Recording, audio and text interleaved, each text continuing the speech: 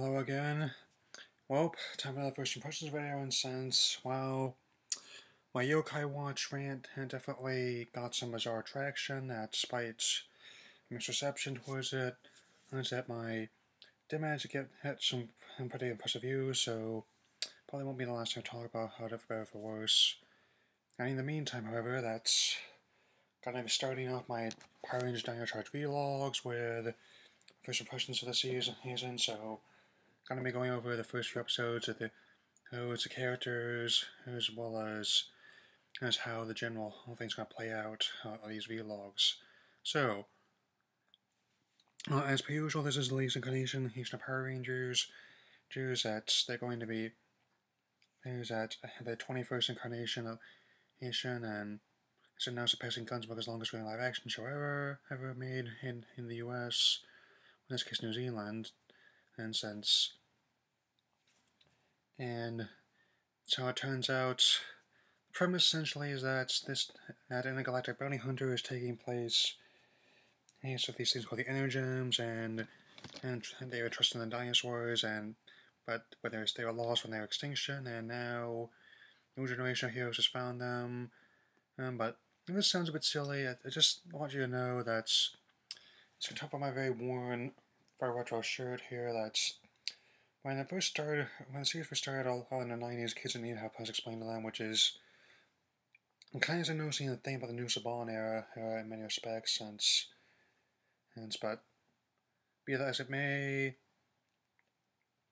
this bounty hunter Sledge is after them, as are his minions, and Poisandra, Curio, Wretch, and Fury. That's since, and also that's so Poisandra has a gleeful contempt for humanity, much like her counterpart in Kyoryuger, her Candelera. Wretch wants to make his own sentence of humanities, much like Igaron. Curio definitely helps out a lot with the science of the enemies, much like Lockero did, his counterpart, and Fury. He does say more counts the gold rage, and I have to say, however, that Sledge probably closer to entering personality than D-Boss Chaos, and they're saving him for later, and it's another thing I'm going to be addressing right now, since it seems that they're going to be skipping Go-Busters for the time being.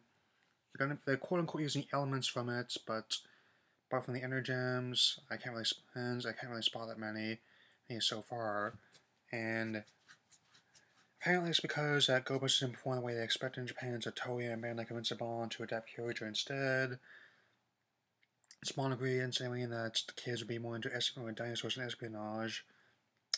I mean, there's some truth to that sense. I may have only been 5 when I saw Goldeneye for the first time. I always point out in the review of that movie I was only 2 when I saw Jurassic Park for the first time, so given how this managed to, and the new episode is now coinciding with the release of the Massive Officer's Jurassic World, it's definitely the right time, and much like any story that's passed down generations to come, and like superheroes, there are many different versions of Power Rangers. There's many versions of Batman, Superman, Spider-Man, the X-Men. You can tell about my shelf there, my windowsill as it were, with all my various squares.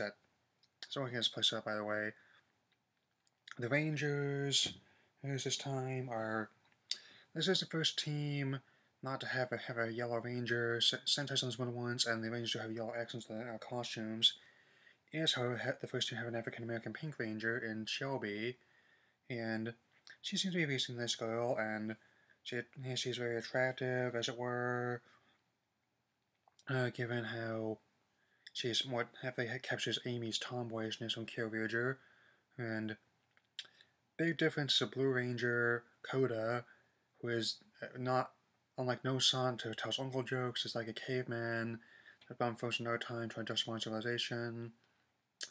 And of course, my favorite, since Kyoryu Green was my favorite Soji, and still is, and they were saying with similar pattern that if I like someone in Sentai, I'll definitely like them in some way in Power Rangers as well. I mean that, and since I watched it for reference, and That's very much the case of Riley. That's like what their devotion to their swordsmanship craft, and also how they apparently the mother left their father after division of her training as well. So definitely has some interest to it.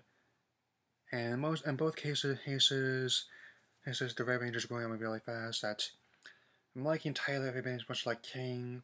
The Red Ranger, as just showed on Google Plus page, much as like Kyoryuger, definitely liking the Dino Charge Red Ranger as much, and regrettably, the Black Ranger is still my favorite in both, my least favorite in both cases, since I was hoping that Chase would help the get rid of some Ian's more self-centered tendencies, but no such luck. Well, and that's that, and the first 5 episodes or so are definitely essentially putting the team together, discovering their new powers, weapons, Zords, everything, and even though they do take some liberties with the original footage, I do like how so that's created from Kyoryuger, definitely has the advanced paleontology from previous Dino theme series.